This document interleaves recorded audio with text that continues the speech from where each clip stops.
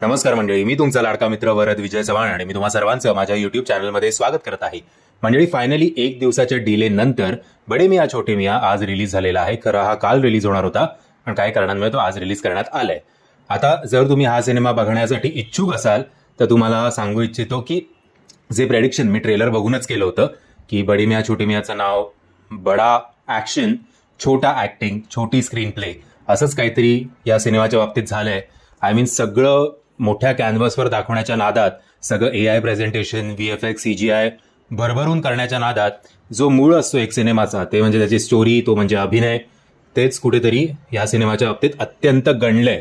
आणि जर तुम्ही हा सिनेमा अजूनही टायगरसाठी किंवा अक्षयसाठी बघण्यासाठी उत्सुक असाल तर एक सूचना आहे की जाताना सॅरेडॉनची गोळी मात्र नक्की घेऊन जा, कारण 2.5 तासांचा हा सिनेमा आहे.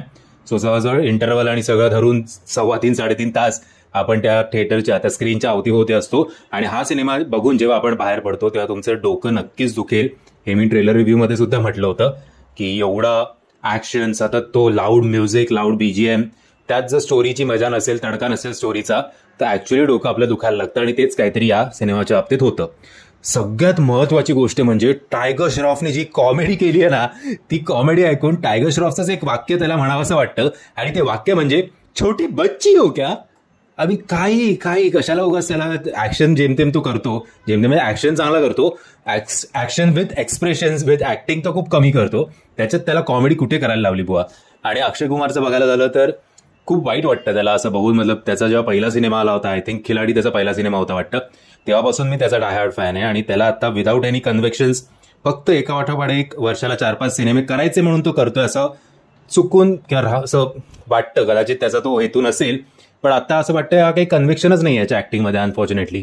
असो, मानुषी चिल्लरचं एक प्रामुख्याने ती विशेष उल्लेख करायला पाहिजे तिचा, कारण मानुषी चिल्लरनी अख्ख्या सिनेमामध्ये चिल्लरभर सुद्धा एक्सप्रेशन दिले नाही आहेत. एंट्रीपासून शेवटच्या फ्रेमपर्यंत एकच एक्सप्रेशन धरून ती चालत आली आहे. असो, बडे मियां छोटे मियां हे या सिनेमाचं नाव आहे. सो इंटरव्हलच्या आसपास तुम्हाला एक मोठा ट्विस्ट सुद्धा बघायला मिळणार आहे. तो ट्विस्ट काय आहे हे बघण्यासाठी हा सिनेमा OTTवर याची वाट बघितली तरी काहीही बिनसणार नाही तुमचं. इनफॅक्ट OTTवर कदाचित हा सिनेमा तुम्ही जास्त एन्जॉय कराल.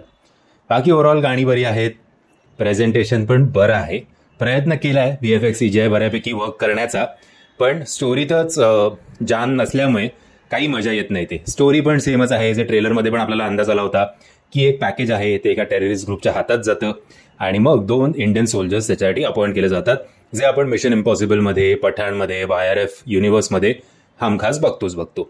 एनिवेज, मी तरी फुल ऑन डिसअपॉइंटेड आहे.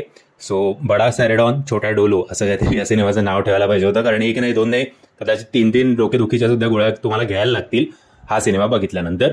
या सिनेमाला मी देईन 1.5 किंवा 2 स्टार, माहिती नाही. असो, किंवा या सिनेमाला मी देईन छोटी बच्ची हो क्या स्टार. मंडळी, जर तुम्हाला हा व्हिडिओ आवडला असेल तर प्लीज या व्हिडिओला लाईक, शेअर आणि चॅनलला सबस्क्राईब करायला विसरू नका. जय हिंद, जय महाराष्ट्र.